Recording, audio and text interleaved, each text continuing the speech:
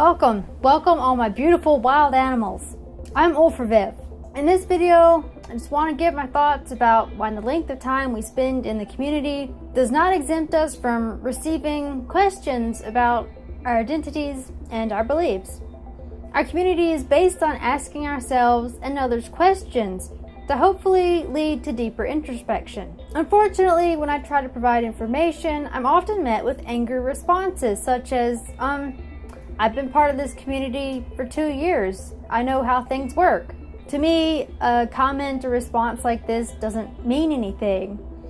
And the second part of the statement is definitely false if you're talking about general therianthropy. I'm going to explain why, and the following are also reasons for why we should not use our years in the community to demand respect or control over others.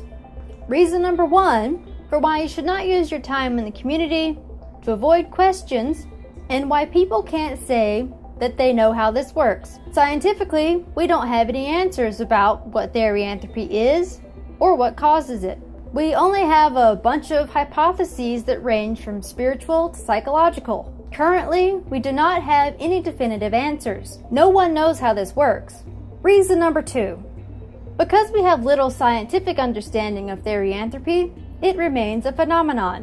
What we do know is based on a small number of terms that the Therian community has defined over the years, and we have our personal experiences. I believe that there are indicators or signatures of therianthropy, but there is still currently room for a lot of variation in our personal beliefs and experiences. That leads to reason number 3. The thing about personal experiences is that they occur throughout our entire lives. They don't happen for only 1 or 2 years and then stop and we know everything. In every Therian's life, those experiences change. For example, shifts fluctuate. They can start off strong and awakening, stop completely, and then return years later. With that in mind, 2 years is not very long to observe yourself and record how therianthropy affects you. I still reevaluate my experiences, new and old. We should be mindful of ourselves throughout life. Let me put an interesting question out there. Can we ever truly know everything about ourselves? Reason 4. It does not matter how long you've been in the community and interacting with others, because you have to live with yourself for the rest of your life. What matters most is the relationship that you develop with you. It's important to develop positive methods for learning about yourself. You can't know how this works or stop questioning because there's always something new to learn. Years in the community are not an excuse to act arrogant or mean towards others.